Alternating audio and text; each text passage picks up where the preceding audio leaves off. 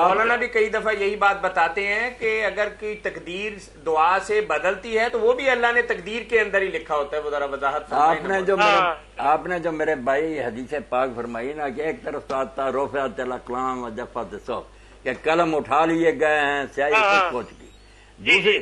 دوسری طرف یہ آتا ہے کہ ہم دعائیں کرتے ہیں تو پھر بدل جاتی ہے تقدیر. لا یرد القضاء الا الدعاء. تو بات جیسے طاہر صاحب نے میری دہرا دی نا، میں نے کئی مرتبہ یہ تفصیل سے بیان کیا وہ کہ ہمارے دیکھنے میں وہ میرے بھائی بدلتی ہے.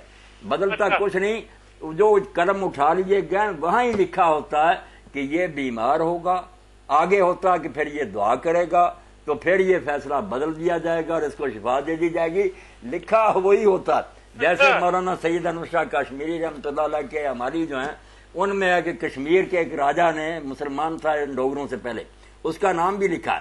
اس نے ایک عالم دین سے پوچھا کہ کیا تقدیر بدل جاتی ہے؟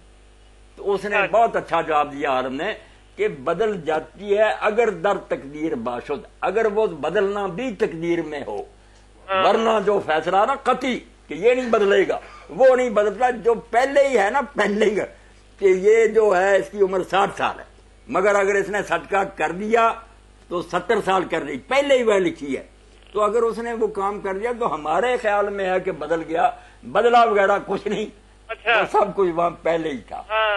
نہیں اب ہم تو حسن ظنی رکھتے ہیں نا کہ کوئی بیمار ہو جائے تو بندہ کہتا ہے کہ یار دعا یہ دوائی سے نہیں بلکہ دعا سے یہ بندہ ٹھیک ہوا. یہی طاہر صاحب لکھا تھا نا کہ دعا کریں گے تو ٹھیک ہوگا، مگر لکھا یہ بھی وہی پہلے. بات تو صرف یہ ہے کہ ہے یہی تھا، دوائی سے ٹھیک ہوگا یا دعا سے ٹھیک ہوگا، یہ سب پہلے ہی لکھا ہوا ہے کہ بیمار ہوگا یہ دعا کریں گے یا یہ صدقہ کریں گے یا دوائی کھائیں گے. جو یہ ہے نا کہ اللہ تعالیٰ کو معاذ اللہ کو نئی بات سوجی ہمارے بتانے سے جو پہلے اس کے علم میں یہ کفر ہے. وہ سب کچھ پہلے سے جانتا کہ یہ دعا کریں گے میں قبول کر لوں گا. ہاں تو بدلتا ہمارے انسانوں کے لحاظ سے ہے کہ ہم سمجھتے ہیں کہ بدل گیا، اللہ کے لحاظ سے کچھ نہیں بدلا. وہاں پہلے ہی سب کچھ علم تھا کہ یہ ہوگا بعد میں یہ ہوگا. جی بہت بہتر. چلیں بہت شکریہ.